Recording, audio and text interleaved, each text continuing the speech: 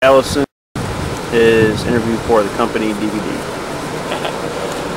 My name is William Belden Allison. I was born 32 years ago tomorrow in Camp Lejeune, North Carolina, which I ended up back in Texas after that, very shortly after.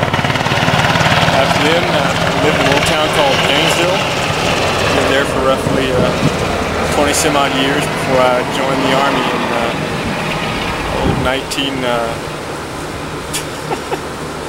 joined the Army in 1997. After that, I spent 2 years enlisted in Fort Carson. Ended up going to Warrant Officer Candidate School. Got selected to fly the Apache. From there, I went to the armament course in Fort Rucker and wound up in Hanau, Germany. At which point, 2 years later, I found myself here in Iraq. As far as that goes for where I'm from and what I'm doing and everything else. My call sign here in Iraq has been Pyro. I was given that name basically for lighting a fire in a trash can back in Hanau. We were burning classified information, and I deemed it upon myself to go ahead and do that in front of the SP and a few other individuals around here, namely the whole damn company. My family, Amy, Austin, one boy, he's roughly be 4 years old here in May. Amy is 27. We met while I was there in Rucker going through the armament course the first time. Been married roughly 5 years now. As far as my life here has been pretty, from time to time it's been pretty slow, from time to time it's been rather exciting. As far as my hobbies and what I've done here, these chairs I've built, kept people up all night long, building different shit for the company, and wiring up air conditioners and so forth. Ended up getting shocked a lot. People hooking me up. Other than that, just living day by day, doing the normal stuff I guess everybody else does around here. Crossword puzzles, anything to occupy your time. That, my Army experiences have been definitely wide-ranged and different. I've seen a lot of different places and met a lot of different people. Can't say it's all been the greatest, but I can't say it's been absolutely the worst thing I've ever done. There is a certain satisfaction one does get from doing certain jobs out here. One of the greatest things I think I do is actually flying over and protecting the infantry guys when I get the chance. If ever I get a chance to help them out, I absolutely enjoy and relish the opportunity to do so, because to me it's what I'm here for, to give them a little bit of security, to establish an overwhelming force of power, so to mean, in their behalf. Other than that, as far as my plans afterwards, shoot, I'm probably going to end up spending a little time in Germany, see if I can get some college experiences done. Hopefully work on my bachelor's degree. After that, end up going to the longbow course. With any luck, I'll end up in either Savannah or Carson for another tour there. Probably end up finishing a tour of 20 years or so in the Army. And after that, who knows? Hopefully find some place where I can fly my airplane up in the mountains and spend the rest of my days snowboarding and playing with the wife. And that's pretty much it. Y'all have a good one. Bye-bye. Roger, this is CW2 Daniel Madigan's video for the company DVD. Anytime you're ready, go ahead. Alright, my name's Dan Madigan, CW2 Dan Madigan. From Dayton, Ohio, and I joined the Army. Start over, dude. And this is take 2, Daniel Madigan. Alright, my name's CW2 Dan Madigan. I'm from Dayton, Ohio.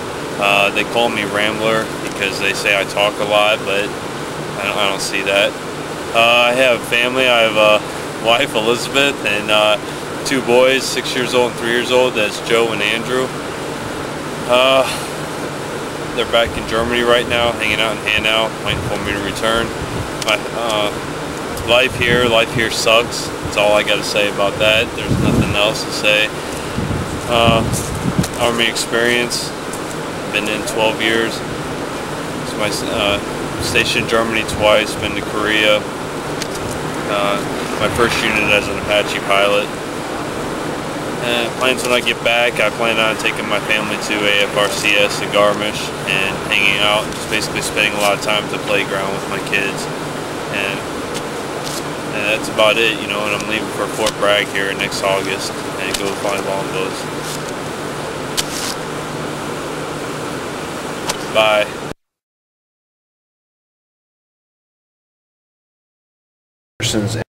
For the company DVD. Okay, and what's your full name? Alicia Starr Henderson. And where are you from? I'm from Lewiston, Maine. You spend your whole life there, or when did you come in the Army? I spent about 16 years there. Before that I lived in Massachusetts and New Hampshire, in Georgia for a year. And I joined the Army because I've always wanted to be in the military for some odd reason. But I thought I'd like it, and I do. So I think. Any reason for going Apache crew chief? Actually, it was the first thing that they offered because I had a lot of mechanical skills, and it came up, and they'd never seen it before in our MEP station, so they gave it to me. Do you have a call sign? Everyone in the company's got call signs, and I was just wondering, do you have a personal one that people have given you? I've had a few, but the one that's actually stuck is Pinky. Is there a reason for that? There's got to be a reason. Because my favorite color is pink. Probably because I'm small.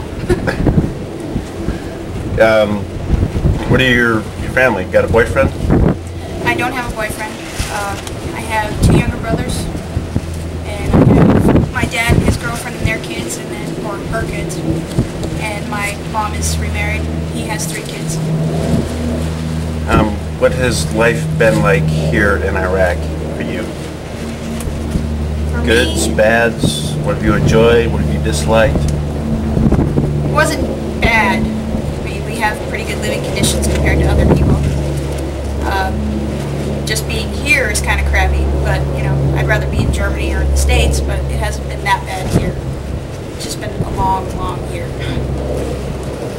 How would you rate your overall Army experience? Do you like the Army? I do like the Army. I think that the Army's fun so far, even though it's taken me here, but that's why I joined, to go new places and meet new people, so I do like it. Okay, now, when we actually leave here shortly, do you have any plans for when we get back? Just going on leave, and once I come back, I plan on leaving in July anyways, to go to school, hopefully. Going to school? Where are you planning on going to school at? Montana State University, the College of Nursing for ROTC. Then you're planning on coming back into the Army after you go through ROTC, or? Right, I'll do ROTC, and then I'll come back in and be in the nurse corps, hopefully. Probably retire out of the Army. Do you have any memorable moments out here that you can tell everyone else back home that you've enjoyed, or something that embarrassed you? Not really anything that's embarrassed me. I had a lot of fun being on nights, worked with some fun guys. I know I had a good time launching aircraft with Sticky, Brownell. Double launch, we perfected it, we invented it. It's pretty badass. It's a lot of fun. Okay, and do you have anything else you would like to tell anyone else back home? We love you guys. Thanks for supporting us while we're all out here. Right on. You guys rock. Alright, that's about it. Okay, this is CW2 Craig Francis interview for the company DVD. How you doing? Craig Francis. Call sign Tiny. Tiny because I'm the tiniest guy in the company. Where are you from? I was born in the Bronx, New York. Okay, is there any other reason why you got tiny, or just because you're the smallest guy we got in the company? No, I believe because of the smallest guy in the company is how I got tiny. Okay. Family, do you have like any kids? I have back home? my son Howard. He's right now he's living in Georgia, and my fiance Fabiana. She's at home in Germany. When you get back, you plan on getting married as soon as you Yeah, get we're back? getting married in July. Yep, everybody's invited. Who's watching the video, you know, everybody in the company. July 23rd, 24th in pan out. What has your life been like out here? We've been here for a year, Yeah. almost a year now. Goods, bads, highlights, bad points. I'd probably say my biggest concern, or my biggest thing, is just being away from family. I'm very family oriented. I miss being with my fiance. I miss being with my son. I lost a year of my son's life. My son's only 5, so it was hard being away from family that long. Other than that, the work out here is not too bad. You know, it's pretty routine. We're not doing anything too critical here. It hasn't been really horror story war or anything like that. It's just, you know, been a routine time out here. But it's an awful hurt on the families. How long have you been in the Army? Hitting just past my 10th year. Got 10 to go. Halfway there. What did you do before? How long have you been in aviation? This is my first tour in aviation. I got probably about 3 years. I just hit 3 years coming up this month. I'm hitting 3 years in aviation. That's including flight school. Prior to that, I was in the infantry. Served some time in different places in the infantry, and decided my back started hurting too much and got tired of that. So here I am, shamming. I'm here to sham in aviation. Relax for my next 9 years. I can hear that. Your overall Army experience, how would you rate it? Good, bad? What are some of the things that you think you would like to change? Some things you don't like, etc. Overall, the Army, it's a good gig. It's not for everybody. I've had good experiences. I've been with a lot of good people. I think people is what make your career. I got even in Alpha Company, we got a good group of guys and gals. This company, and throughout my career, I've had pretty much good people all around. Wow, it looks like we got some company now. A bunch of bulldozers just pulled up.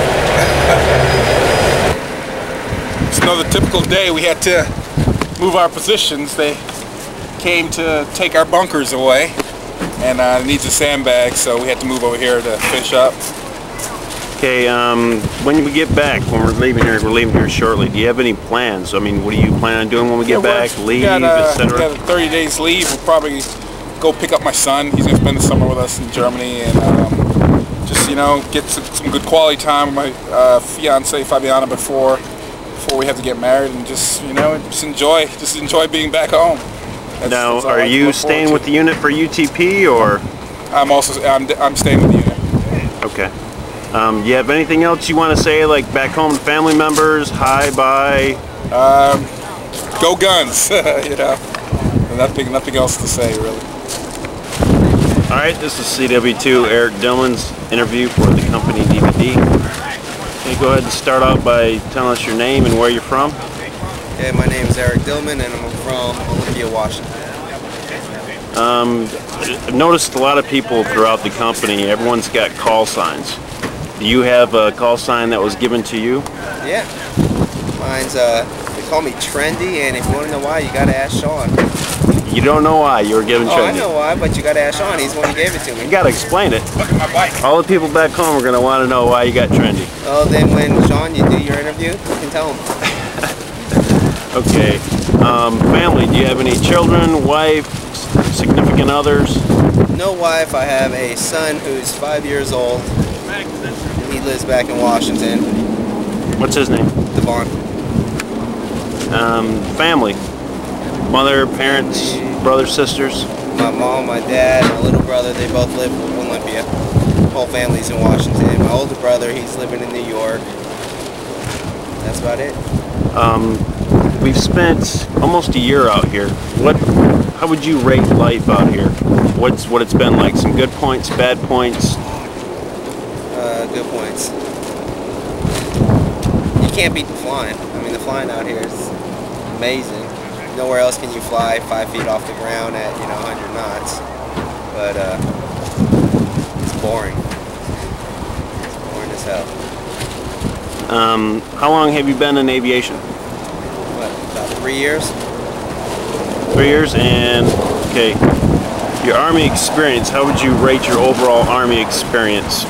Good, how you think the Army's run, things that you would change if you could, etc., etc. Army experience for me, I have 0 complaints. I mean, I came high school to flight school, so I didn't experience the enlisted side. Glad I didn't experience the enlisted side, but my only complaint is the stupidness of the Army. What are some things out here that you like doing? Any particular hobbies that you've got since, or that you've picked up since we've been out here? Screw McGreg. That ain't really that hard. Plans when you get back. Do you have anything that you want to do? You plan on taking leave? Yeah, I want to take my sister to Hawaii, but don't think that's going to happen. So we'll see. I hope I get to catch, you know, a couple friends, college graduations. Other than that, see my son. Now, this unit's actually slotted to go UTP. Are you staying with the unit? Yes, I am. Okay. Do you have anything else you want to tell, like your family, brothers, sisters, your kid? Anything you want to say? See, to my mom and my dad, just that I love them, and Dad, you weren't supposed to let me join the Army. That's about it. Bye. All right, this is CW2 Edward J. Holcomb's interview for the company DVD. Hi, if you could say hi to everyone, state your name and where you're from. Hi, I'm E.J. Holcomb and from Saratoga Springs, New York. How long have you lived in New York? I grew up there. I lived there till I was 18, and then I moved to New York City for college. College? Where'd you go to college at? State University of New York at Purchase. Okay. Noticed everyone in the company, everyone's got call signs. Just wondering, do you have a call sign that was given to you? Yeah, my call sign was Tree Hugger. Okay, is there any particular reason why you were given Tree Hugger? I was originally given the Tree Hugger call sign because I grew up with a slightly more liberal background than most of the people here. Okay, do you have any children, wife, kids, significant others? Single, not married. Trying to enjoy the single life for a while longer, I think. How about family? Brothers, sisters, parents? I have a sister. She lives in upstate New York with her longtime boyfriend, who I think they're about to get married, and my parents live back in Saratoga Springs. As far as what we've done here, we've almost spent an entire year out here. How do you think life has been out here for you personally? Good, bad, stuff you enjoy doing out here, stuff you don't like out here? There's been a lot of good flying. I got a chance to really advance myself as far as a pilot. There have been a lot of challenges, professional and personal, and some success and some failure. And probably grown up quite a bit since I've been here. But generally it was a pretty hard year, and I'm glad that it's over. Army, how long have you been in the Army? Just about 6 years. And of course we already talked about how you were infantry before that. How long have you been in aviation? Just about hit my 3 years since graduation mark. Okay. Do you have any plans for when we actually leave here? You plan on going on leave? Where are you going to go? Yeah, I'm going on a block leave in Europe. My first stop is Austria to go snowboarding. That sounds like fun. So you're an avid snowboarder then? Well, I skied most of my life. I started snowboarding a few years ago. So are you a good snowboarder, or are you just attempt? I'm intermediate. Intermediate, okay. Intermediate. So you have problems getting up, okay. Anything else? Are you staying with the unit through UTP, no, or are you PCSing where? Right after block leave, actually, I PCS to, as it stands now, I'm going to go to the longboat course, followed by the IP course to Campbell. Okay. To link up with some former unit members. And IP is what you want to track? Yes. Why did you choose IP as opposed to like maintenance or safety? Yeah, it's always appealed to me. That is. You feel you'd be better as a teacher than you would fixing things, or you just don't like that aspect of it? It appeals to me more than any of the other tracks. And I'm kind of anal, so I think it's right up my alley. Okay. Is there anything else you would like to tell people back home? Some of the soldiers that are going to be rotating out here. Some words of advice, anything?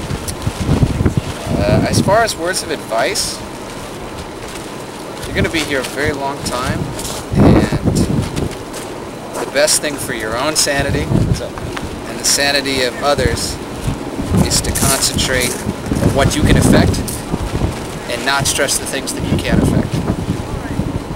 I think that's key to staying alive and in one piece. Focus on what you can handle and what you can work on and make that the best, and everything else you just gotta let it go, because you can just tie yourself in a knot over things you got no control over, and that just doesn't do anybody any good.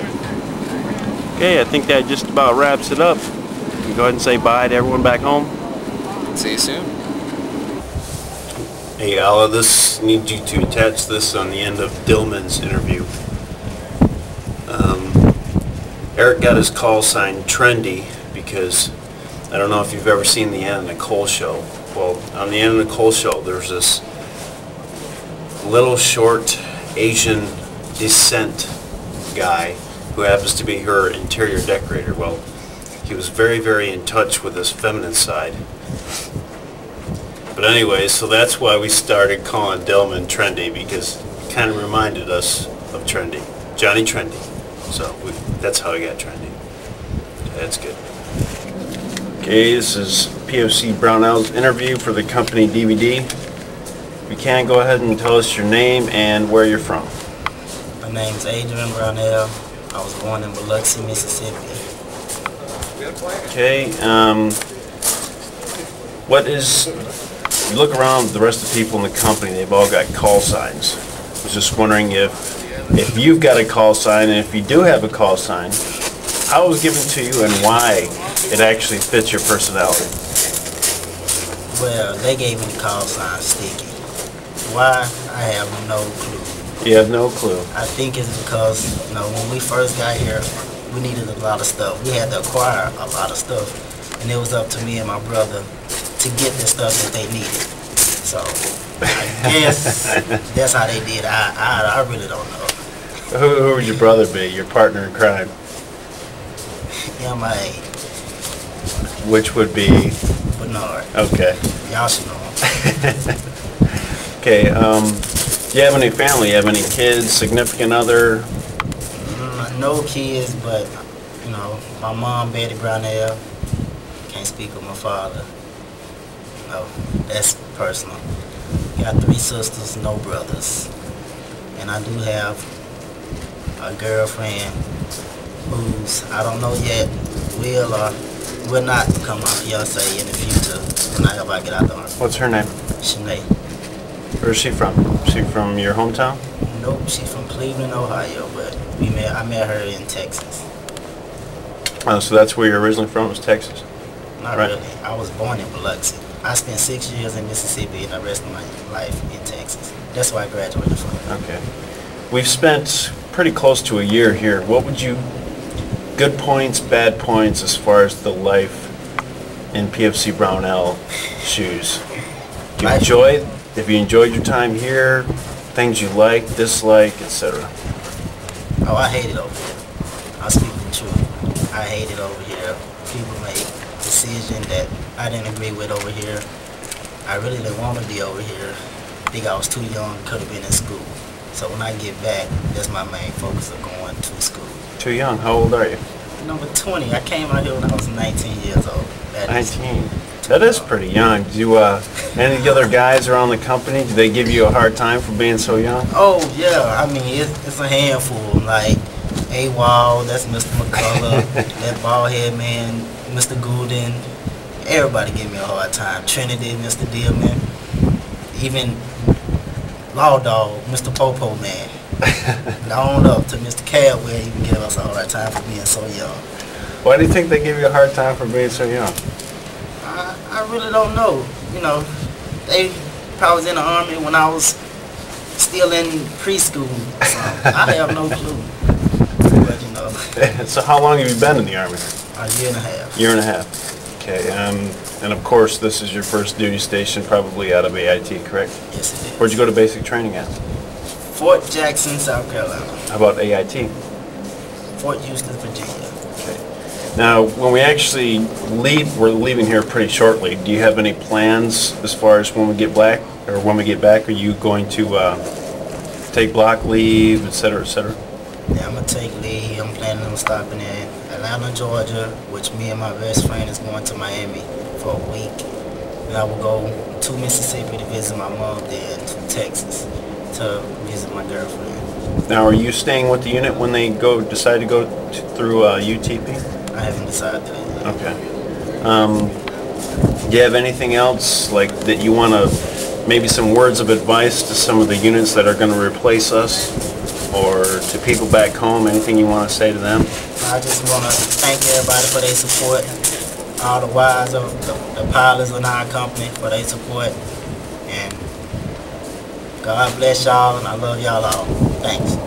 Okay, this is CW2 Edgar Lovett interview for the company DVD. If you could go ahead and state your name and where you're from. My name's Clay Lovett. I'm from Ashland, Kentucky. Okay, Ashland, Kentucky. Whereabout is Ashland? As close to any other big cities, or? It's like 2 hours east of Lexington, right where you go from Kentucky into West Virginia or Ohio on 64. Okay. If you look around, there's a lot of people throughout the country. Pretty much everyone's got call signs, and I was just wondering if, you know, the gracious people in our company have given you a call sign, and if they have given you a call sign, why you got it. Well, my call sign is Bird, and I got it because some jerk in the company just walked out of his office one day and goes, "Hey, where's the Birdman?" And everybody knew who he was talking about. And then it got solidified about 3 weeks later because we were at Grafenwehr, and my wife called on my cell phone, which was on a desk sitting next to my bed. I was on the top bunk of a bunk bed and fell out trying to answer the phone. So it kind of stuck from there. You actually like fell from the top bunk down to the floor, or, I mean, elaborate a little bit more on that. I kind of got hung up. One leg was stuck on the top bunk, the other foot was on the floor. So you're basically doing the splits, right? Yeah. Now, did you actually manage to answer the cell phone? Yeah. So you're talking on the phone while you're doing the splits from the top bunk down to the floor? Yes, in excruciating pain. Did everyone wake up when this happened? Oh, yeah. So there's like a really loud bam, and everyone woke up and looked, and there was a bam, here's and a loud noise of me hitting the desk, yeah. Okay. You mentioned earlier that your wife had called, so I'm assuming that you're married. Do you have any kids? Yeah, I have 2 girls, Shelby and Alicia. And how old are they? Shelby turns 10 on May 1st, and Alicia is 8. She turned 8 in November. How long have you been married? 11 years in June. Oh, wow, 11 years. Now, you look, we've almost spent a year here. What would you actually say life is like in the eyes of CW2 Lovett here? Well, let's see. I'm currently sitting in a concrete bunker made to protect my butt in case of a rocket attack, so I'd say you could sum life here up into one word. It blows. That's 2. Yeah, whatever. All right, Roger. How long have you been in aviation now? Well, I started flight school in 2001, and didn't actually start flying in the unit until I got here. So this is basically your first aviation unit? Yeah. How long have you been in the Army? 11 years active service now. And what did you do before you actually got into aviation? I started out as an X-ray tech, and then due to cutbacks I had to change MOSs, became a tanker, and did that for a few years, got bored of it, and went to aviation. Tanker? What did you drive? The M1A1. How'd you like that? It was pretty cool, especially when we got to go to the field and blow stuff up. Roger. So, as far as you said, you've been in the Army a little over 11 years. Any certain places that have stuck out in your mind that you've liked, or places that you didn't like? Fort Drum rocks. Yeah. Anybody, well, we're all Apache pilots, so we can't go, but for anybody else, go to Fort Drum in the summer. Don't go in the winter. Why not in the winter? Does it get pretty cold there? I imagine it would. PT at 25 below is not fun. Okay. We're actually slotted to be leaving here pretty shortly, like really shortly. Do you have any plans for when you get back? Are you going to take block leave? Or? I'm taking block leave, but other than that, everything's just going to be on the fly. If we decide to do something, we do it. If we don't, we don't. So you're going to go back home, maybe?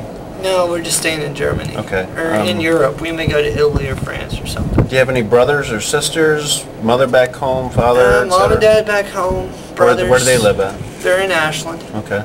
Still. Brothers in Southern Kentucky. And younger brother, older brother? 6 years older. Okay. And that's it. Okay, is there anything else that you'd like to talk about? Maybe some words of advice to the people that are replacing us, maybe the units that are going to be coming later? Everybody that comes later is going to have it easier. It gets easier the longer you're here. Just like we've seen, we started out living in a hangar, now we're 6 men to a huge tent with air conditioning, TVs, VCRs, DVDs. They're moving into trailers with internet connection, satellites, and so, except for getting shot at and stuff, it all gets easier. Oh, and for the new Apache pilots coming, pre-flight, the exhaust of the engine, it has a tendency to fall off in flight, and it's not good. Did that actually happen to you? Yes. When was this? Last week. 4 days ago. So you were actually flying and part of the exhaust actually flew off the aircraft? No, I didn't fly off the aircraft, but it got stuck in the other part of the exhaust. Well, that's it flew probably off of the engine. Wow, that's probably not good. Yeah. Okay. Is there anything you want to say, like say goodbye to anyone back in the U.S.? You know, if my family gets this, hi Mom and Dad, Roger. I definitely want to say hi to my beautiful wife Jeannie and my 2 girls. I know it's been a hard year for everybody, but I'll be home soon. All right. Thank you very much. Yep. Okay, this is First Lieutenant Luke Smith for the Assassin Company video. Alright. Okay, start out your name and where you're from. Alright, Lieutenant Luke Smith. I'm from Arlington, Virginia. And yeah, Germany, points beyond. How long have you just been in Arlington? Just spend your entire life there, or did you move around a little bit? Or? I was an Army brat, so I lived a lot of places. So you jumped around quite a bit then. So right now Arlington's where I hang my hat, or what my parents do anyway. So. Now, if you look around throughout the company, a lot of people have call signs. Have you gotten a call sign that was given to you, or? Not really. I have Assassin 2-6 because I'm the 2nd platoon leader. And then they call me Schmiegel every once in a while. Schmiegel? Why would they call you that? Honestly, I really don't know. The other platoon leader, Lieutenant Resch, he's Frodo, so I'm figuring this just a platoon leader thing. So. That could be. Family, you married? Any kids? Yeah, I have just got married last year in May. Hopefully I'll be back in Germany with my wife Kelly on the 31st. How long have you been? You said just last May you got married? Yeah, so it'll be a year on the 31st. Where did you meet her at? School. School, okay. I met her at a party. So I'll leave it at that. Okay, do you have any, like, where your parents live in Arlington still, or? Yeah, they're still in Arlington. They live right near the Pentagon. So. Okay. How about any brothers, sisters? Yeah. I've got an older brother, Jake, who's in the Coast Guard, and my little brother, Zach, is graduating from Villanova University in May. So okay. We'll we've almost spent a year here, just about. It's coming up pretty shortly here. What is your life like normally, a typical day in the eyes of First Lieutenant Luke Smith? Typical day? Depending on when you're on the flight schedule, get up around noon, between 10 and noon, depending on if you flew the night before. Go get chow, check missions, go to the gym. If you're flying, you go to your brief, go fly, come back, stay up to about 4 in the morning, 5 in the morning, go to bed and wake up and do it all over again. So. Sounds like fun. As far as your Army experience, is this your first aviation unit that you've been in since you've been in the Army, or? Yeah, this is, I was just out of flight school when I came to Germany. I was in Germany for 2 months and then they shipped me here, so this is the first go-around. Are you ROTC, West Point? Yeah, I'm an ROTC grad. From where? JMU, Duke Dog, same as Captain Potter, and I don't want to hear any Virginia cracks. Okay, we're actually going to be leaving here like really shortly. Do you have any plans for when we get back? Are you going to be taking block leave, or? Yeah, I'm going to basically go find a nice spot in the Caribbean with my wife and sit on the beach, drink beer, and do nothing. Do you have any plans on maybe going back and seeing your parents or anyone else, or just looking at spending time with your wife? I'll stop by. My little brother's graduating in May, so we're going to stop by for that. And then after that, sorry Mom, sorry Dad, the beach calls. Roger. Now, do you have any words of advice that maybe you'd like to pass on to some of the guys that are replacing us, or some of the units that are going to be over here in the near future? Things to look for, things to, you know... Yes. If you can, don't come here. It's not a great place to hang out. Just be careful. That's all you can really do. Anything else? Any last hellos, goodbyes you want to share with anyone? Any of your buddies back home, or? Nah, just say hi to Kelly. Hi, Kel. All right. All right, this is CW2 Greg Golding's interview for the company DVD. Okay, we start out by giving us your name and where you're from. My name's Greg Golding, and I'm from Germany. Originally from Germany? No, from California originally, but it's been so long since I lived there that, you know. What part of California? Southern California, Barstow. Okay. If you look around, a lot of the people throughout the company, they've all got call signs, whether they were assigned or something that they did that give them that call sign. Do you have a call sign? Yeah, they like to call me Biscuit. Is there any reason why your call sign was Biscuit? I have no idea. No idea? No. There's this movie called Sling Blade, and just because I like to imitate Carl Childers every once in a while. So where would they get Biscuit and Carl Childers? He liked biscuits and mustard. Okay. That was his favorite food. Okay. Do you have any family back home? Wife, kids? Yep. Got a wife of, 13 years. I got 3 kids. Christine, she's 12. Philip, who is 8 years old, and Stephanie, who just turned 4. Okay, and your wife's name? Michelle. How long have you been married? 13 years. 13 years. Yeah, I just asked you that. Okay. What would you say a normal day would be like in the eyes of CW2 Golding from the time you wake up to probably the time you go to bed? What do you think? Normal time you wake up, what we actually, some of the stuff that we actually do here on a day-to-day basis. You want me to describe it? Yeah, what do we do? What do you do? What do? We jump through hoops. That's what we do. Jump through hoops? Yes. We are a 3-ring circus. Okay. How long have you been in the Army? I've been in the Army 13 years. 13 years, okay. Yep. How about aviation? How long have you been in aviation? Since 1999, so that'd make about 5 years. Okay. Almost. What did you do before you came into aviation? It was a signal puke. Signal? Yeah. Did you do any psyops or anything like that, or? Nope. Roger. Okay. Now let's see. We've been here for almost. I could tell you, but I'd have to kill you. Roger. We've been here for just about a year now. Do you have any plans for when we go back? Are you going to be taking block leave?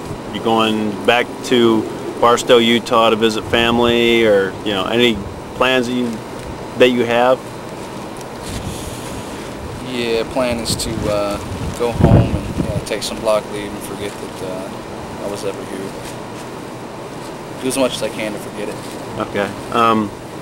Are there any people here that have you feel have influenced your life one way or the other, whether good, whether bad? People that you like, you dislike? People that pick on you for certain features that you may have, or? I'm really searching here. No. None at all. No. Any people Nobody's you want? had any effect on me whatsoever. Roger. Okay. Do you have any words of advice to maybe some of the units that are coming here to replace us, or some of the other units going to Iraq? Something to look out for? Sucks to be you, that's all I gotta say. Okay. I've been there and I know. And life here sucks. Then you go and you fly somewhere else, Balad or something, see how they're living, and you start to appreciate the things you got around here. It wasn't so bad. Okay. Got a good place to live, good food to eat. Do you have anything you want to say, like maybe to your parents back home? I'm assuming your parents are in Barstow, yes? Where do your parents live? In California. California? Okay. Do you have any brothers or sisters? I got lots of brothers and sisters. How many? You can count? I got 6 brothers and 6 sisters. Oh, Milla, it's a pretty large family. Yeah, you don't want to go there. Okay. So you want to say hi or bye to any of your family back home? I just want to tell, I guess, my wife and kids that I love them, and I know that that they had more difficult times than me probably out here. I'm sure of it. Waiting a year, you know, for me to come home, not knowing what's going on with me, not knowing when I'm going to call. They're the ones that got to sit by the phone and just wait. Me, I can go and make the phone call whenever I need to. But I just think that they probably had the hardest time. Just glad that we all made it through it, and I think that we'll definitely be better people for it. And just wanted to know that I appreciate them hanging in there and doing their best. And if that wraps it up, you have anything else you want to say? No, not really. All right.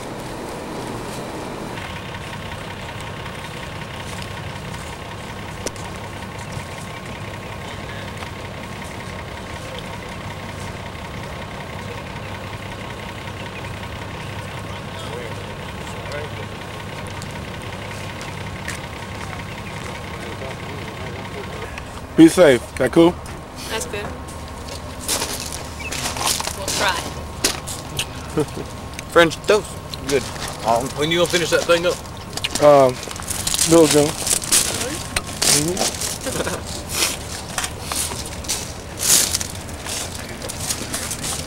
Alright. Say something like, we're getting out of here finally. Say something like that. Kill. Oh, there you go. There you go. We're done. Yay. Want to say something? There you go, man. Take him out with the fucking plastic knife. Motherfucking hottie. Oh, okay.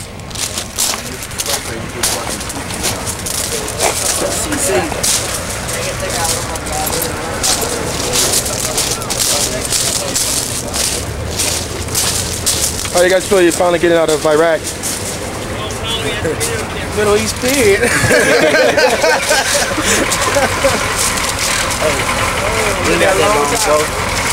We be out here too, right, Top?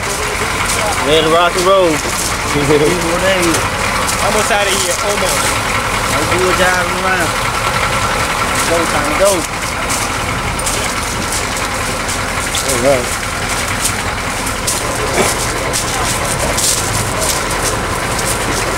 You leaving Iraq finally, huh? Finally leaving home? Yeah. How you feel? Just want to go, man. Here you go. I'll be okay.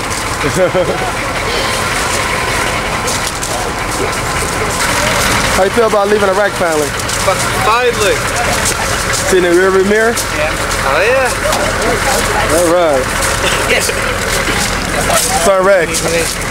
How you feel about leaving Iraq finally? Very happy to. Very happy. About time. About time. Hi, man.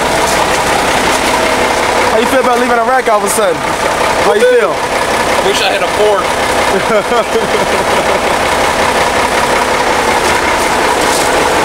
How do you feel about leaving Iraq? We're going home. Let's stay closer to home. All right. You have family at home? I got family. In Germany? No, not Germany. All right. So say something to your family. Hey, Mom, I'm coming home. Don't worry. Be home soon. I'm not part of your convoy. Finally getting out of here. How do you feel? Great. All right. Say something to your family. Hi, Mom.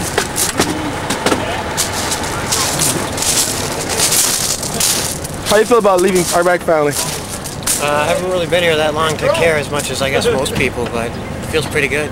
All right, how about your family? I'm sure your family's happy to see you go, right? I'm pretty sure they would be. All right. How about you guys? How do you feel about going home all of a sudden? Finally getting out of Iraq. How do you feel about leave this place soon enough. Right. Finally going home. You want to say something to your families? How do you feel about finally leaving here? I couldn't wait, baby. Couldn't wait. You want to say something to your family? Yes, I love my wife. I love my kids. When I get home, I'm going, why is this? How about you, I'm sir? not going. I don't leave until later. Oh, okay. How do you feel about finally getting out of here? Feeling great. Gonna go home to my son and my wife. All right. How do you feel about finally getting out of here? All excited and happy. Anything you want to say to your family at home? See y'all when I get there. All right. What's up? Convoy meeting. Hey, everybody.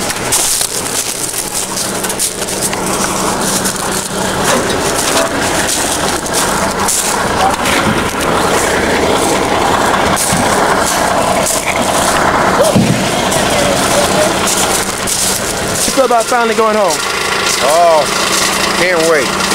Can't wait to go home, man. Joyous day. Say something for your family. I love you all. Thanks for the support while we've been out here. All right.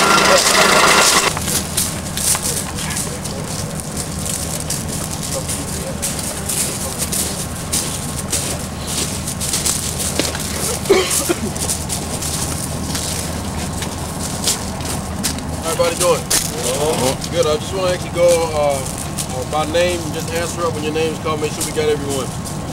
Sergeant McWibbs. Lieutenant Moha. Excuse me? He's here. Okay. Sergeant Childry. Sergeant Smith. Captain Knifus. Here. Sergeant Perkins. I'll mess your name up and not doing it on purpose. CW3 Barry. Here. Then Sergeant McCutcheon. Here. Private Johnson. Here. Yeah. PFC Welch. Here. Garcia Hernandez. Specialist Rodriguez. Here. Specialist Blackman. Here. Sergeant Mosbrook. Here. Sergeant Cruz. Here. Sergeant Dion. Here. PFC McFarland. That's right. Specialist Burns. Here. Private Davis. Here. Private Dodge. Here. Specialist Hale. Here. Specialist Henderson. Here.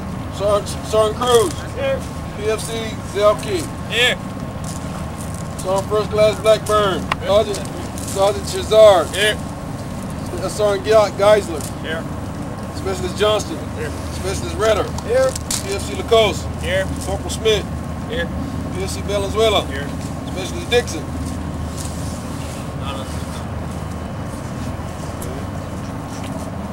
Sergeant Good. Here. We got the Major. I imagine you're going to say something, but also we have Major Captain Green. He's going to bring everybody together. I'm not going to steal his thunder this time. So make sure we pay attention, okay? Hey, I just wanted to come out and have a word of prayer with you all before you get ready to depart. Years ago, an old guy said to me, don't count the days, make the days count. Certainly you have done that. I want to encourage each of you to be alert and be safe as we travel the highways. Let us pray. Almighty God, we are thankful to you for all things, for your continued blessings, for how you've watched over us during our time here in Iraq. Lord, although we know that it's not over yet, we ask for your divine protection. You have protected us from the very outset, even until now. And so we ask for your continued blessings. Look on each of these soldiers, bless each of them to stay alert and to help each other as they travel the highways. We also pray that you would bless each of our vehicles. Pray that they will stay mechanically sound, that everything will work fine, and that this whole group will make it down to Kuwait safely. We pray that you will also foil the plans of the enemy. We pray, oh God, that whatever schemes or whatever it is that he has planned, that it will not work. We honor you this day. We thank you for your continued blessings. We are thanking you in advance for a safe journey. In your mighty name we pray. Amen. All right, we're going to roll to the far side of the airfield. Basically, caddy corner from here, the far north tip will link up with the MPs and Spain guys. It's actually a movement control team checkpoint. They are rolling at 8:30. They've asked us to be there 7:15, so I can check in at 7:30. I'll lead you around so there's no confusion for the lead guy dragging us. Are there any maintenance issues on vehicles that came up or that we need to know about other than air in the tire? And you got spares, so. Anything come up over the course of the evening other than the time decided not to change for some reason? All right, fire them up. Let's go.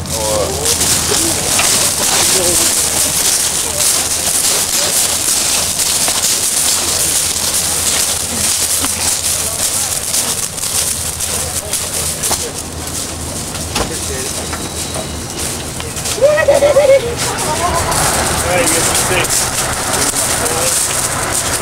Oh, you can stand there.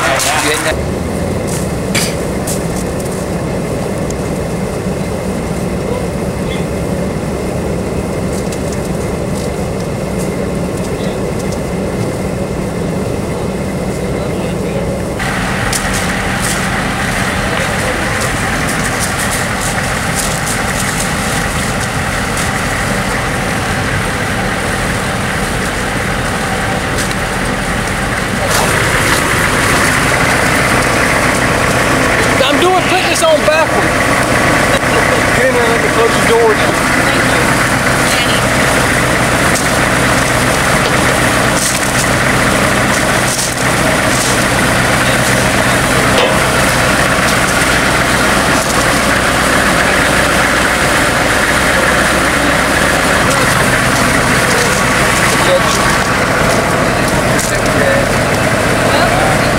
All right, okay.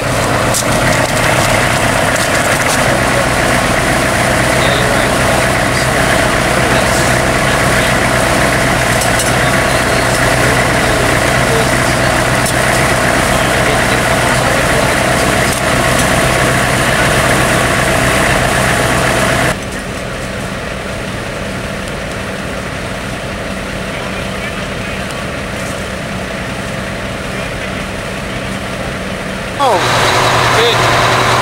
feel good? Yeah. All right. Make it safely, all right? How do you feel about finally going home? I know, man. Fucking kick ass. All right. And say something to your family. Yeah, I love my family just in case I don't get back in one piece, all right? Thanks to Allah. All right, man.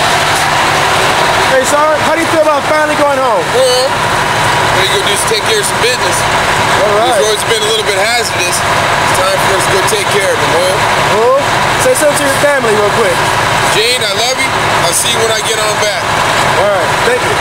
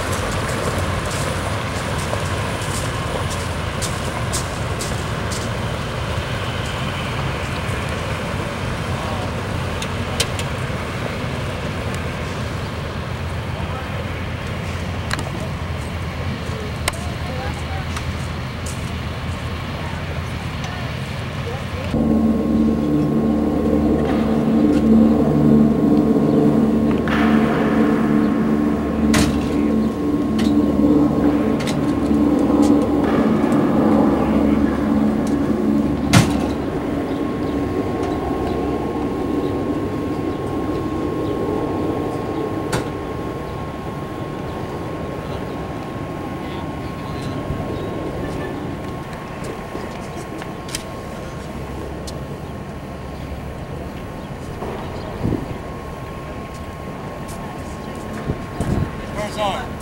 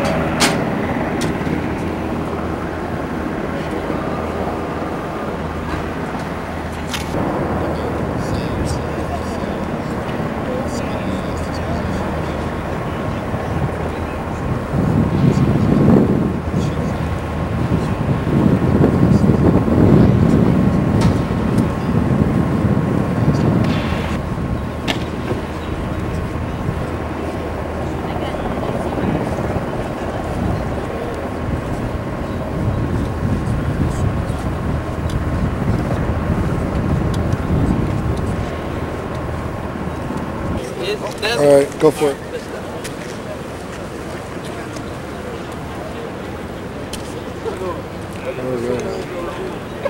Bring it up again.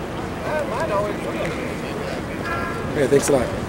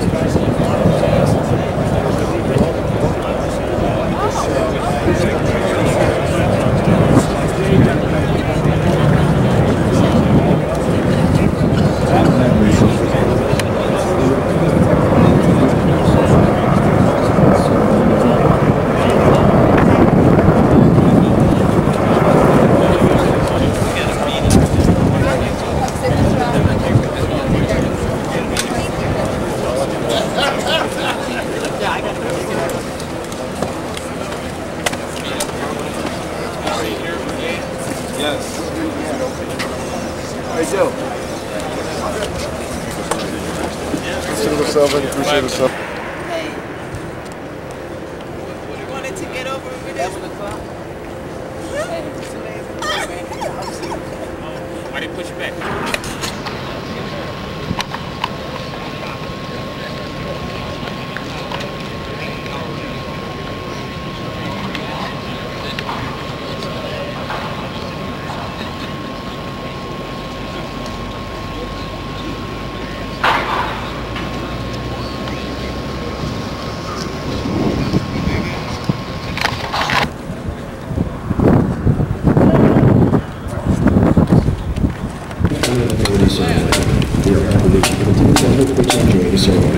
The ceremony will begin in 5 minutes.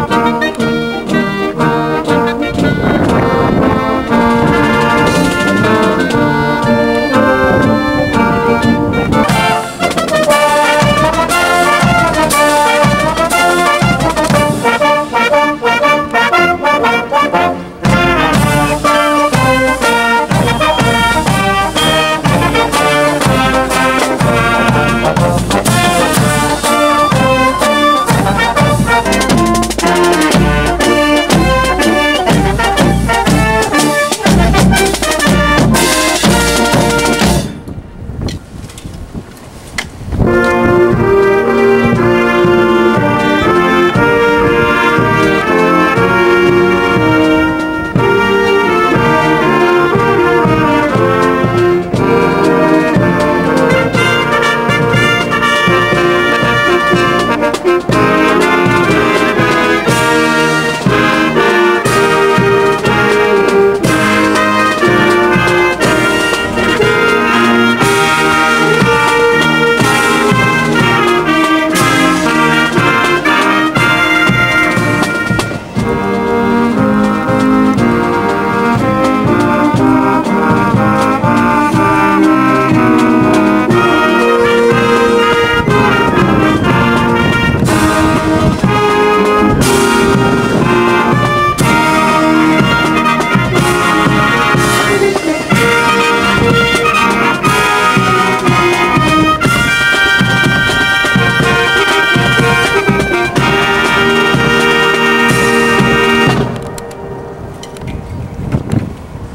Ladies and gentlemen, good morning, headed by Colonel Dyford Harris and the 4th Brigade, 1st Cavalry Division, commanded by Colonel James McConville. The reviewing officer for today's ceremony is Major Muhammad, and remains standing for the entry of the official party and the rendering of honors to Major General Martin E. Dempsey.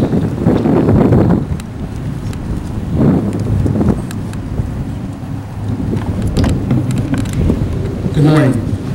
The first portion of this invocation will consist of the first 7 verses from the Holy Quran entitled Al-Fatiha. A'udhu billahi minash shaitanir rajim. Bismillahir rahmanir rahim.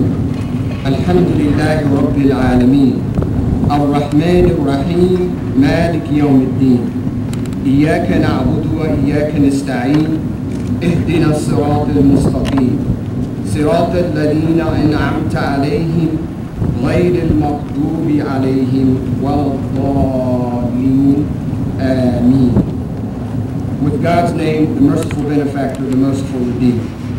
Praise be to God, the guardian, evolver, cherisher, and sustainer of the world. Most gracious, most merciful, sole master of the day of judgment.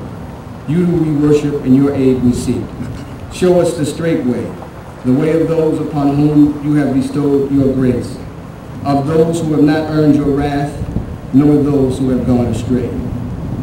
Almighty and merciful God, Lord, cherisher and sustainer, we offer you thanks this day for the men and women of the 1st Armored Division. Lord and creator of us all, today we pause and ask a special blessing upon these soldiers for the many sacrifices they've made this past year in the nation of Iraq. Heal them from the wounds of mind, body, and spirit. We pray that their reunion with their loved ones will be one of peace and satisfaction.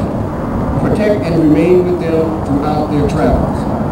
Our God, we now beseech your blessings upon the men and women of the 1st Cavalry Division and the 4th Brigade Combat Team.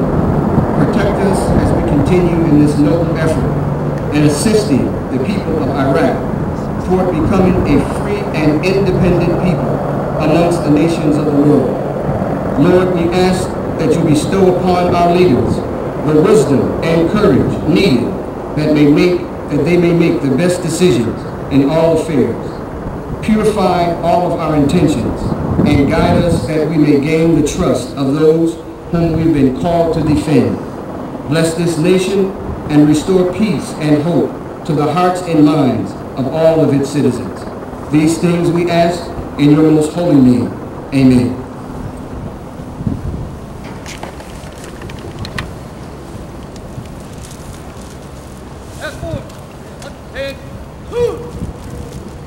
Ladies and gentlemen, please be seated.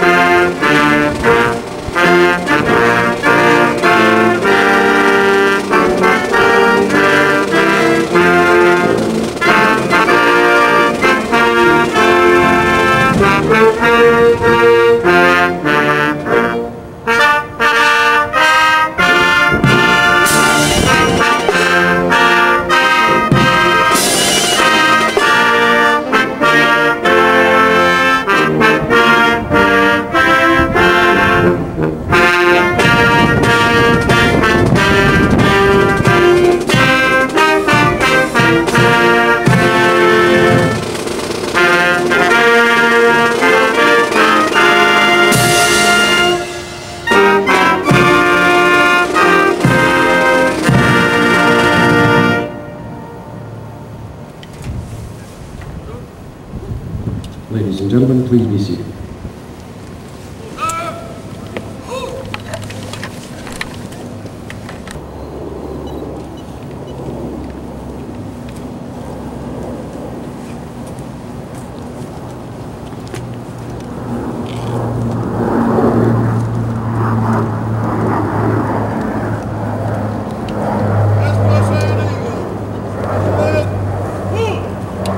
The 4th Brigade Combat Team, 1st Air Division, Iron Eagles, distinguished themselves during the period of 14 May 2003 to 2 April 2004 with extraordinary heroism and gallantry during aerial and ground combat service, successfully conducting reconnaissance, security operations, hasty and deliberate attacks, and countless escort and air movement operations throughout Iraq.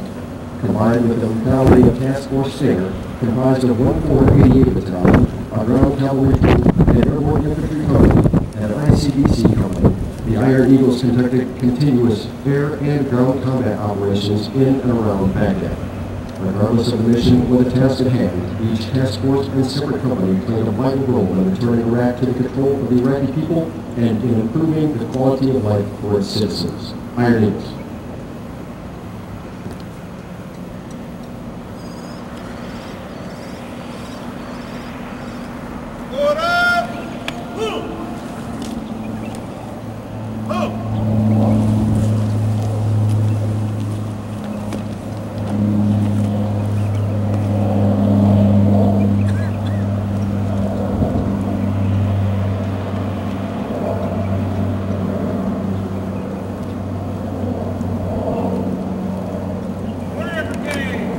The Warrior Brigade provides the 1st Cavalry Division the capability of exploiting speed, mobility, and lethality on the battlefield, utilizing its state-of-the-art utility, attack, and reconnaissance aviation platforms. 615th Aviation Support Battalion, the Warrior Brigade is joined for Operation Iraqi Freedom by the 1st Battalion, 25th Aviation, and the 45th Medevac. With the return to theater of the 1st Battalion, 227th Aviation, the Warrior Brigade will continue to strive for and achieve excellence, setting the standard for Army aviation. Brigade, present! March! Order! March!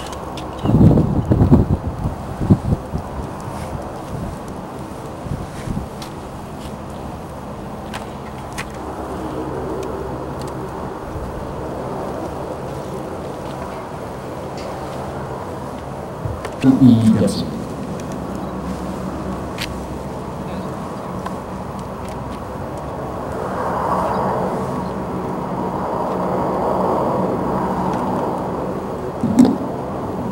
Okay, first of all, let me apologize for the delay. I want to especially apologize to those that have been hanging with us back in Hanout. But these soldiers who have been in combat for a year, and these soldiers who are about to enter combat for a year, putting themselves at great risk, deserve a first-class ceremony, and I think that's what we've got here today. I want to begin with a part of a poem. It's called The Torchbearers, and it goes like this. So I speak not for myself, but for the age unborn. I caught the fire from those who went before, the bearers of the torch, who could not see the goal for which they strained. I caught their fire and carried it only a little way beyond. But there are those that wait for it, I know, those who will carry it on to victory. I dare not fail them. Looking back, I see those others with their arms outstretched, pointing to the future. Many months ago, or in aviation terms, approximately 7,200 hours ago, you soldiers of Iron Eagle, the 4th Brigade, entered Baghdad to set it on a course toward freedom. You have done exactly that. In the process, you've made the world safer for your own families, and you've made this part of the world safer for future generations of Iraqis. As the poem says, you have been torchbearers. Above the varied and complex landscape of Baghdad, but not too far above it, you provided crucial reconnaissance and security for thousands of combat operations. You provided commanders on the ground the eyes necessary to command and control their formations during numerous critical missions and consequence management actions. Your efforts in counter-rocket operations, increased the security and force protection of people living here on the Baghdad airport and in the Green Zone. Your airborne integration methods and gunnery skills have been both impressive and standard-setting. Now, all that is what you did, but how you did it is even more impressive. Your ground maneuver commander counterparts have paid you the highest possible compliment. They have told me on more than one occasion that during contact with the enemy, they gain great confidence when they hear your voices entering the net. You've also accumulated an astonishing number of flight hours with a truly remarkable safety record. I'm proud to have had the opportunity to serve with you in Iraq. In fact, we wouldn't have been able to do what we did without you. Throughout every dimension of the battlefield, we have been an historic winning team. You have fought the good fight and carried the torch proudly. Now it's time to pass the torch on. To you soldiers of the 4th Brigade of the 1st Cavalry Division here today to receive the torch, I have no doubt that you are ready to continue mission with us. The citizens of America have placed their trust in us.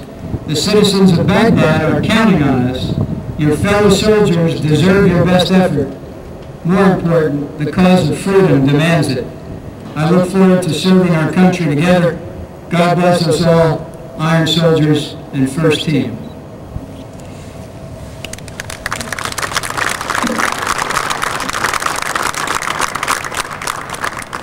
Ladies and gentlemen, the 4th Brigade Combat Team, 1st Armored Division Commander Colonel Dyford A. Harris. General Dempsey, General Scaparelli, General Mott, Sergeant Major, Command Sergeant Major Bush, fellow brigade commanders, distinguished guests, and to all the soldiers here today, thank you for coming this morning and thank you for coming back for a second time. On the 14th of May of 03, the Iron Eagle Brigade arrived to this place to take the field of battle. Confident and trained during the past year of combat, the Iron Eagle Brigade Combat Team answered every call and adapted with each mission added. At its peak, the BCT consisted of over 8,000 soldiers, including aviators, cavalrymen, maintainers, logisticians, infantrymen, intel soldiers, air defense soldiers, artillerymen, firefighters, and even ICDC. This magnificent group formed a team that operated in the skies over Baghdad and beyond and patrolled 9 zones around this airport, protecting coalition forces both day and night. During the course of the year, the Iron Eagle Brigade has flown 28,354 hours. They have conducted over 5,500 aerial combat missions and nearly 700 ground combat patrols. They've driven over 1 million miles and pumped over 6 million gallons of JPA. These accomplishments, while truly outstanding, are not what makes me proudest today. In the words of Julius Caesar, it is easier to find men who will volunteer to die than to find those who are willing to endure the pain, with patience.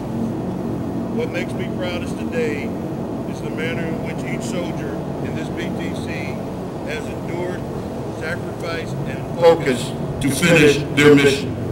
Iron Eagles, you have been measured, you have been weighed, and you have been found worthy of the title Combat Veteran. For that, I thank you, and I pray for our fallen comrades who paid the ultimate price. May God rest their souls. Colonel McConville, I know your soldiers, and you will continue to press the fight. I will pray daily for your success and for the safe return of you and your soldiers. With that, thank you, Iron Soldiers, First Team, Iron Eagles, Warriors, Godspeed. Thank you.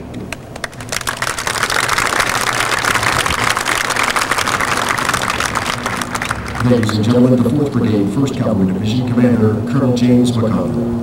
General Dempsey, General Scaparelli, General Mott, Command Sergeant Major Bush, distinguished guests, the great troopers of the 1st Armored and 1st Cavalry Divisions. Assalamu alaikum. It's an honor and privilege to have the opportunity to serve with the great 1st Armored Division. We owe D.A. Harris the Iron Eagle Brigade, and the 1st Armored Division many thanks. First, for providing sage lessons learned to shape our home station training program. Second, for conducting a first-class in-country training program to get us ready for the mission. And finally, I want to thank them for their dedicated service to our country and the Iraqi people over the last year. We, the Warrior Brigade, are trained and ready to carry on the great work and standards of excellence established by the 1st Armored Division. We look forward to working with the Iraqi people and providing a safe and secure environment as they move to sovereignty. We wish the Iron Eagle Brigade Godspeed and good luck in the deployment to home station. We're ready to mount up and get on with it. Iron Soldiers, Iron Eagle, Warriors, 1st Team.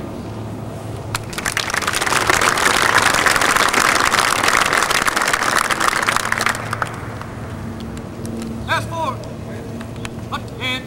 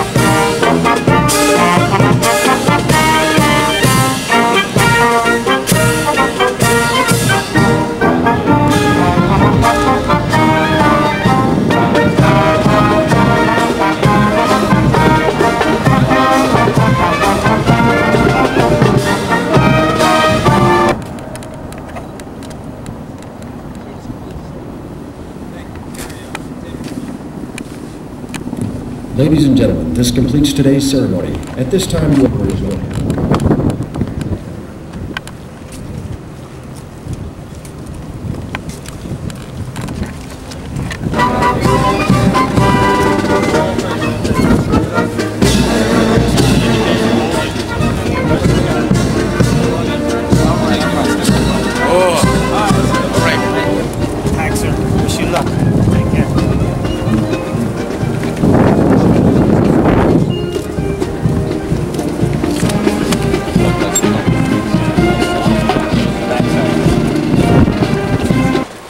Tape is rolling. Alright, Sergeant Major. Let me have your name, rank, and job, please. Master Sergeant Major Steve Remley. Master Sergeant Major. Alright, and what is your, little bit more detail, what is your function for the battalion? I am the senior enlisted advisor for the battalion. We're a task force of 440 soldiers. Alright. What did you do to prepare the battalion for this deployment? Oh, we did a lot of things to prepare. We spent a lot of time at gunnery, ranges, 2-minute drills, a lot of NBC training, just a myriad of things, going back through the motor pool, getting vehicles ready, getting mill vans ready, and then just the classes and all the aspects of preparing a soldier to be deployed for a long period of time and come out here and do the job. And what did you do to prepare yourself mentally, yourself personally, for this deployment? For me, it wasn't too challenging. I've done this a few times, so I kind of knew what to expect. My family's been through this enough times to where it's not a significant, emotional event for them to have me depart for extended periods. So for me, not a whole lot of mental preparation involved. I've been doing it for 25 years, and was just part of the job, I guess. All right. Tell us about your family. And when you talk about your family, Sergeant Major, say if you have your children, their names and ages, and as well as your wife's name. Okay. Can we pause for a moment? Sure. All right, Sergeant Major, talk about your family. I have a wonderful wife named Paula. Been very supportive of the whole deployment. She's done a great job in rear taking care of families and taking care of my kids. I have a daughter named Jenna. She is 13 now, and very smart, pretty girl, so very proud of her. And a son named Zachary that's 10. And he is a smart kid, great kid, just a lot of fun to be around. They've held up well through the deployment the entire time I've been gone. That's wonderful. I'm very proud. And okay, you already mentioned training. What were the challenges that you faced as a leader once you stepped foot on ground in Kuwait? In Kuwait? Oh, I think obviously the environment was the biggest challenge. I don't know that you can prepare soldiers to come to this part of the world and experience the kind of heat that we had to endure. Right. Trying to overcome the mindset of the uniform that we were prescribed to wear in that environment, right. And convince people that it's for your benefit as opposed to, to punish you, I guess, if maybe certain soldiers felt that way. But it was a acclimatization thing. Just keeping soldiers focused on the mission ahead, on the dangers that they were going to face once they got in theater. And I got to say that I think everybody endured it well. They were resilient. They overcame the harshness of the environment. Right. And they prepared themselves for what laid ahead. All right. And what was the morale like when we first got to Kuwait? I think, in my opinion, I think everybody was a little bit apprehensive. Kind of excited about what's going to happen, but not real sure what was going to happen. So, there's tension, and everybody deals with that in their own way. But for the most part, I think morale was pretty good. And at that moment, comparing this deployment, how was your previous deployments compared to this deployment? Well, shorter. This deployment was, for me, I guess, a little more of a challenge just because I had more responsibility, I think, on this deployment than I had previously. When I had deployed, my responsibility was maintaining aircraft. A small group of soldiers, taking care of the mechanics or the shop or whatever I was responsible for at that time. But this one, you get the big picture scope, and I got to take care of all the soldiers and all their needs and all their problems, and it was a lot more demanding of me in my time, I think, than previous deployments were. All right. Were you in the convoy down here? Yes. Okay. How was the convoy like over 500 miles in a 30-hour period through Baghdad? How was it for you? It was exciting, I think. Some challenges in there. Initially, we got to the border of Iraq, and we were trying to fix trucks that were in the serial before we crossed the border, and we were trying to get everybody back together because we kind of got separated, and some people went the wrong way at Navstar there. I don't know if you remember that, but I had to go find people, get them back in the line, and then we were trying to recover trucks. And as we were doing this, the battalion commander was pushing me forward, saying, "Hey, you got to move up. You got to move up. We need more room back here." So I'm creeping into Iraq at that time, and we're in a little village in Iraq, and there's people watching us, and there's people coming. It was kind of a tense moment. Right. That was probably the most exciting moment of the entire convoy. The rest of it, my vehicle broke down. I kind of got separated from the main crowd, and then I led the second serial forward, and we actually did pretty well. Made pretty good time once we got all the vehicles taken care of, and really incident free. I mean, it was long, it was tiring, but it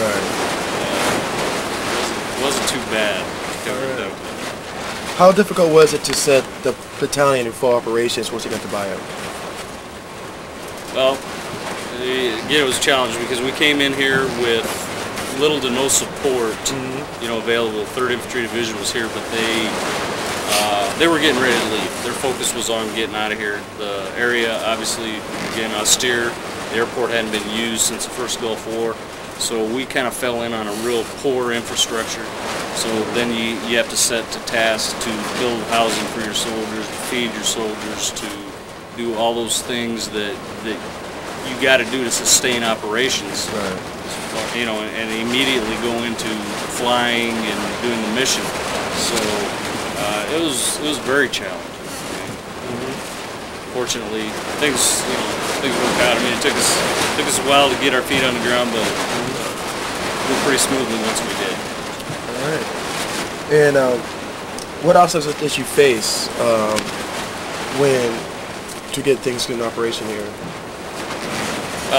You know, and again, I go back to the biggest obstacle probably being the infrastructure. No running water, no electricity, no air conditioning, and coming into the summer months, obviously temperatures in excess of 120 degrees, and you know, try to maintain operations in that temperature, and that was a big thing because we never really got to relax. We're flying constantly, so I've got soldiers got to fix aircraft in that kind of heat, getting them water, getting them, you know, a cool place or any shade, anything we can do, you know, just to try to keep the mission going, try to work against the enemy as well as the environment.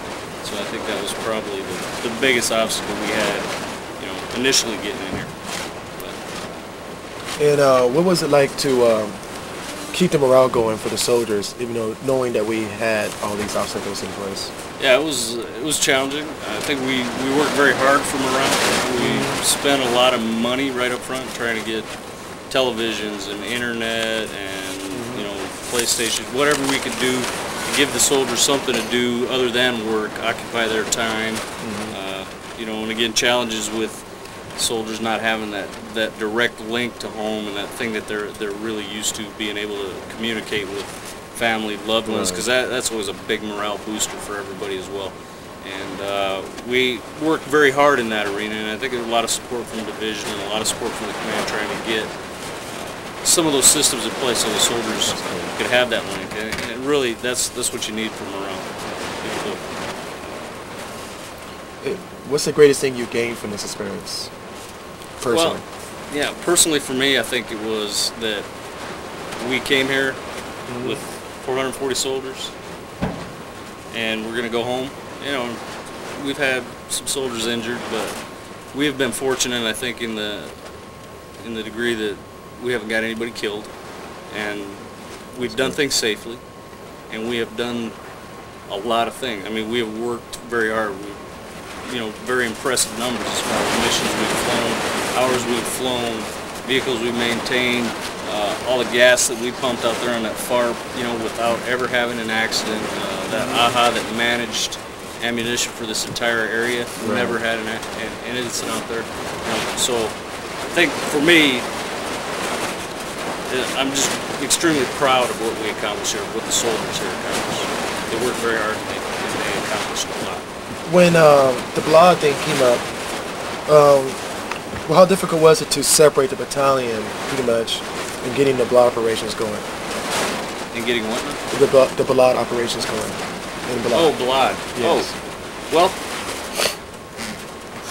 really wasn't that challenge. I mean, the biggest challenge obviously is moving pieces and separating parts of the company and putting the plan together of how we're going to sustain operations on one end and then pick up an additional mission on the other end. So in essence, we just, you know, increased our flying hours, we increased our maintenance tempo, we kind of increased everything, but we had stabilized enough, I think, at that time to where we were fairly comfortable sending, and we picked a good company to send, and they went up there and they did an exceptional job for us, you know, while still trying to maintain the heavy maintenance on this end. You know, we convoyed them up there without incident. They had a good infrastructure to fall into, 11th Regiment, and really it was a pretty smooth transition, in my opinion. That's good, that's good. Now that we're about to redeploy, what do you need, or what are we doing right now to help ourselves get redeployed?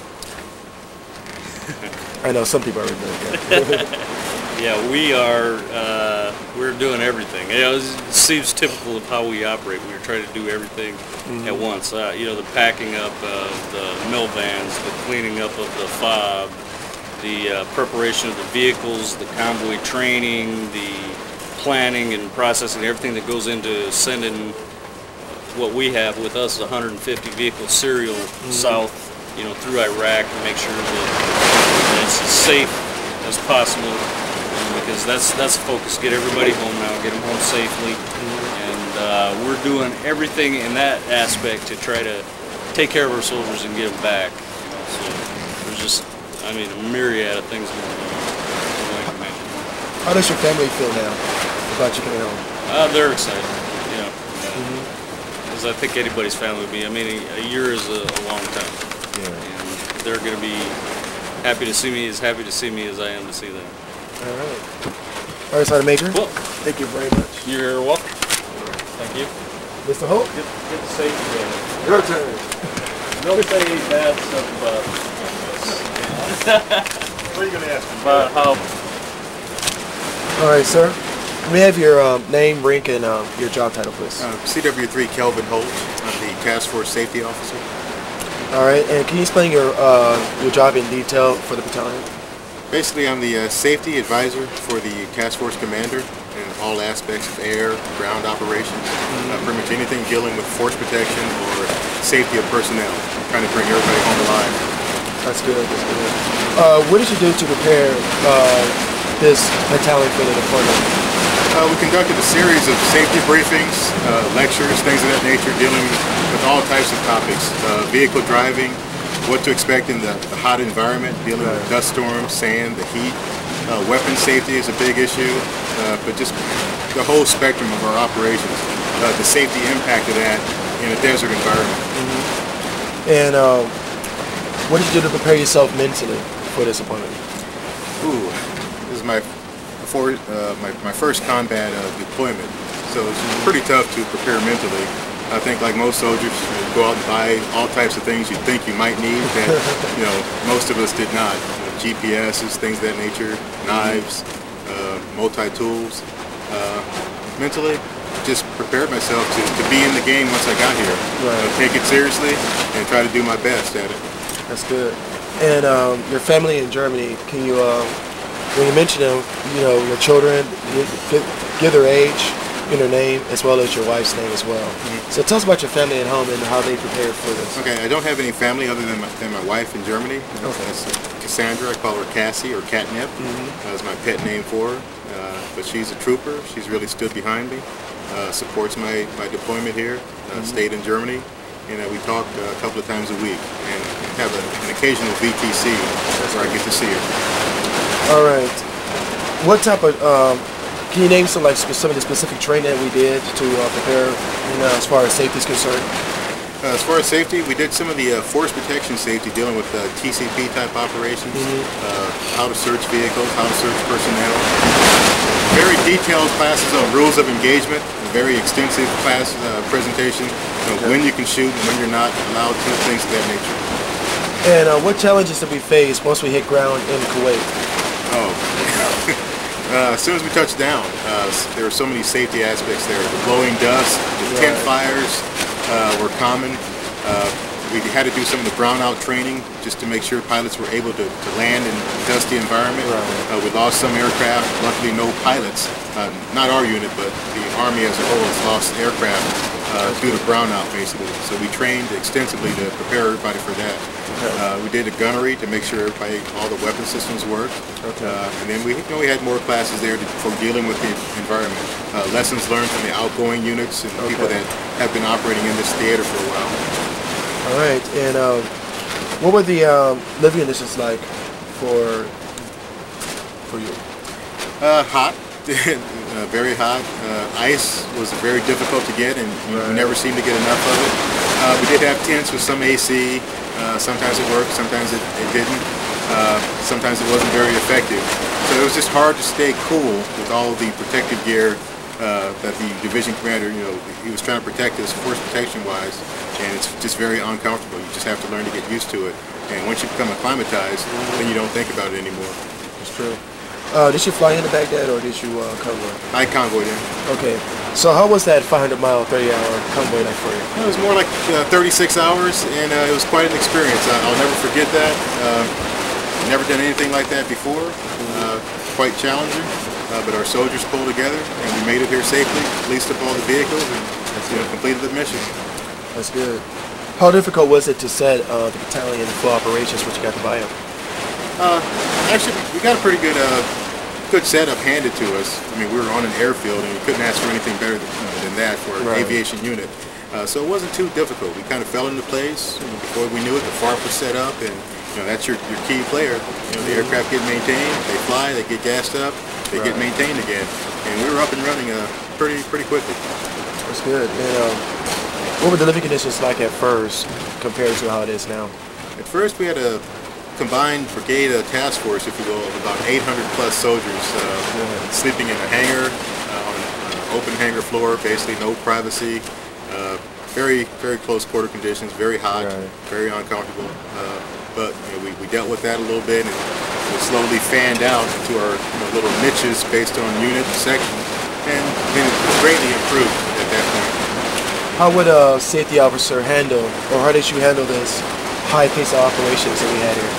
Well, at the time I had a bald head, so I couldn't pull any hair out, but it was very frustrating trying to deal with some of the conditions that we had to deal with. You have units that kind of let their safety guard down while they're deployed, and I had to deal with those units and try to make sure our unit didn't fall into that same trap. So it was challenging. All right. What was it like flying over Baghdad for the first time? I remember thinking it's a beautiful city. If it was in the States, it'd be a pretty decent place to live. And then, that's when you look out of one window. When you look out the other window, you see bomb damage, you see destruction, and it's evident that a battle took place there. This is a war zone. But overall, pretty calm. Not too dramatic or frightening or anything. Interesting. And how did you feel balancing the power of weapon systems with the limitations of the mission? I think our pilots are very well disciplined. We're not out there like cowboys trying to shoot everything in sight. We're very professional as far as dealing with the weapon systems. They are very powerful and they're very unforgiving. You can't call that weapon system back when you fire it. It's going to hit something and it's going to cause some death and destruction possibly. So we're very, when we fire, it's at a valid target that meets the ROE criteria, rules of engagement, and it's very effective when we have to do that. Tell us about your greatest experience flying during this deployment. Greatest experience flying over here? Like a story or something. I think some of the MSR Tampa missions that we go on, where there are ground forces out there that are traveling up and down, and they may run into IED type device or suspected IED, and we relay traffic to them or provide overhead cover for them. I think anytime we're in the air providing direct assistance to people on the ground, that's what I remember. That's what I feel good about. You're helping somebody out. It makes them feel better. They can go about their mission with a little added security, not as worried about the enemy threat. And anytime we can provide that comfort, I feel good about that.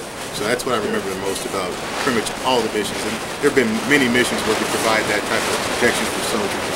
All right. And how do you work, you being a battalion safety officer, work the company safety officers, and how do you guys work together? We interact whenever there are any type of safety incidents or accidents involving personnel or aircraft. The company and troop safety officers come to me and discuss the incident, pass off paperwork, accident reports, things of that nature. If I have safety literature to put out, I'll go visit the individual company and troop safety officers, pass that information out, either pamphlets, flyers, things of that nature, or speak to them directly about issues or concerns that I have. Right. And now we're about to redeploy. What are you doing to help us redeploy back home? Doing a lot of research, lessons learned from units that have already deployed.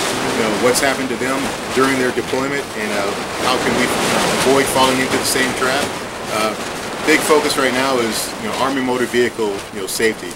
Reducing speeding, keeping people from falling asleep at the wheel, rolling the vehicle over, traffic accidents. That's as big a threat now as the enemy threat. And what is your greatest experience about this deployment? Greatest experience? I think the single most greatest experience would be that 36-hour convoy up from Camp Udari, because that was an experience. Never going to forget that. A lot of bonding in the vehicle. You get to know the person you're sitting next to, the person that's driving. You know their characteristics, their attitudes, everything about them. Their personality traits will come out during that 36-hour convoy. Do you feel that because we're deploying home now that the safety is probably lessened because we're like everybody's so excited to go home? And what are you doing to keep the safety of St. up? Again, we try to always harp. Do not get complacent. Don't get what we call get home-itis, where you're so focused on getting home that you forget about the little things that will help you get home. But I'm sure the NCOs are backing me up with that. Got a great bunch of NCOs. They support the safety program. They've kept our soldiers safe thus far, and if all goes well, we'll make it down to Kuwait in one piece, and ready to head into Germany. All right. And one more question is, how did your family, your wife, feel about your deployment? Of course, she doesn't like me being gone. It's been a long year. The EML leave, the environmental leave, was a good break. It was back in December. It was good seeing her there, and it kind of broke up the deployment. It kind of marked just slightly above halfway point. So we know, hey, it's all downhill from there. And now it's down to days, weeks. She feels good about that. That's good. All right, Mr. Hall, thank you for the. Thank you. Cool. Appreciate it. All right. Hope you can hear something with this wind. I know. It's the only thing I'm worried about.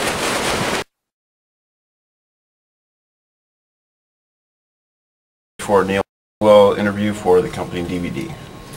Hi, I'm Neil Cadwell. Been here in lovely Baghdad for a nice year now. Okay, Neil, where are you from originally? Originally from Bozeman, Montana, about to make Three Forks, Montana my home after retirement. Okay, I noticed throughout the company a lot of people have call signs, and I was just wondering if if they've given you a call sign and how you actually got the call sign. Well, my actual assassin call sign is Assassin 1-2, but the Hollywood call sign, if you will, they've given me is Yoda. I guess I have a habit of being around when people ask questions to one another. They don't know I'm around, and I'll come over the radio and tell them how to fix something or what to do to try to fix something, and it's kind of carried over a little bit, I guess. So basically you know the answers to everything. Not everything. Some people think I do. They just don't know the difference. Okay, Roger. And can you tell us a little bit about your wife, kids back home? Okay, my wife Lori, we've been married for, it'll be 26 years this coming July. Spent our 25th anniversary separated over here because of this place. And when I get back, we plan on celebrating our 25th like we were not able to. I've got 3 daughters. This time over to Germany, we had to leave them behind. The youngest one graduated high school as I was leaving the States, and the oldest one got married. So I have 3 daughters. The oldest is married, and her name is Kisty. Her husband's name is John. My middle daughter is Bryn, who just broke her leg about 2 weeks ago skiing and mangled it and had to have surgery on her ankle and all kinds of neat stuff. So youngest one is Kira, and she's going to massage therapy school. The oldest one's a school teacher. And they've come to visit Germany just to see us for Christmas, and then the youngest has come over a couple times to babysit her mother. Roger. If you could actually, how would you rate the life here? The life here has probably been all right. I mean, I've seen a lot worse living conditions, seen better living conditions. Hopefully it'll improve for the guys that are coming behind us, and won't be quite as much moving around since we've moved about 5 times since we've been on the airfield. Roger. How long have you been in the Army? I've been in for over 21 years. When I retire, I'll have 22 years of active duty service. Is all that aviation, or? Yeah, it's all been aviation. Went high school to flight school at 24. You don't feel much like a high schooler when you do that, but they still call it that. Is there any particular post that you've been to, or any particular place you actually like better than others? Probably the place I liked the most was being stationed in Alaska. My first tour out of flight school was stationed there for 3 years. The flying was great, the country was great. We had a great tour, and it was a good unit. It's the best unit I've been in 22 years. If you could give some advice to maybe some of these younger aviators, some of these young bucks coming through the ranks, what would you suggest? just focus on learning your job, doing it to the best of your ability. There's going to be a lot of deployments from here on out. It's been increasing all the time. This is my third deployment now in 22 years. Just know your aircraft, know your job, and do it well. We've been here for, it's coming up really close to being a year here. Do you have any plans for when we get back as far as block leave? Or are you actually going through, what are your plans when you get back? When I get back, as I said, we missed our 25th anniversary. We're going on a sailboat cruise through the Greek Isles, and I'm going to spend about a week down there doing that. Come about July, I'll start clearing, and about mid-August or so, we're going to head back to Montana, and I'm hanging up the flight helmet, flight suit in the United States Army. Had enough. Done my thing, ready to go home. I'll be hitting the river, going fishing, and hunting elk in the wintertime. Roger. Is there anything, any hellos, goodbyes you want to say to some people? Maybe some words of advice to some of the units that are going to be replacing us out here? It's going to be ever-changing. There isn't anything that I could say that'll prepare them for what's going to be coming, because they're going to see things a little differently than what we have. Just like things have picked up and gotten a little more intense lately, there's going to be spurts of that. So it's hard to say any one thing that'll help on the way down the road. Just be rigidly flexible. All right, I think that just about wraps it up. All right, so long. All right, this is the tail end of Mr. Madigan's video as to why he's called Rambler. He didn't say why, but we're going to let CW2 Craig Francis explain it. Dan the Man, aka Rambler. Dan just goes and goes and goes and goes and goes. He's still going somewhere. Dan, I tell you, he'll walk up into a conversation and he'll start talking and talking and talking and talking, and everyone will stop and listen to him talk. Have no idea what he's talking about, but he's still talking. That's Dan the Man. That's Rambler. Okay, this is the interview for the company DVD for First Sergeant Daniels. Okay, if you could start out by giving us your name and where you're from. Sergeant First Class Earl Daniels Jr. I'm from Monroe, Michigan. Okay, do you have, what is your call sign? If you look around, everyone in the company's got a call sign. Do you have a call sign that the company's given you?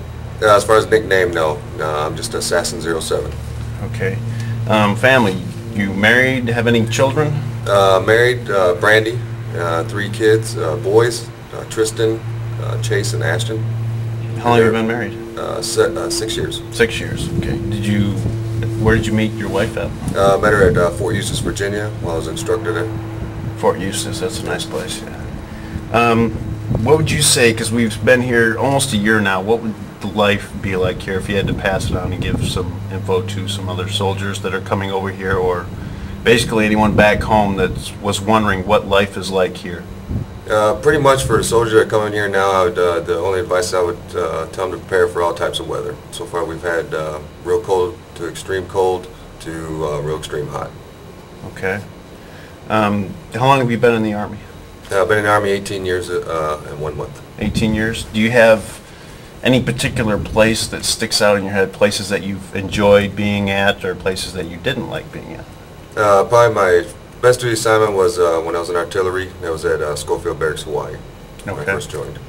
Now, like I said, we're going to be leaving here pretty shortly. Do you have any plans? Are you going to be going on block leave when you get back? Any plans for where you're going on leave, or what do you plan on doing since we we're going to take leave the last 2 months of May, and we're going to go to Italy, and we're going to check out the Garmisch trip. Garmisch, yeah, it's pretty nice up there. I've actually been there. Do you want to say hello to any family members or anything else, to, in conclusion? No. Okay, thank you very much. This is the end of this tape. This is what Eric does all day long. I'm going to join him. Yay. Walk off.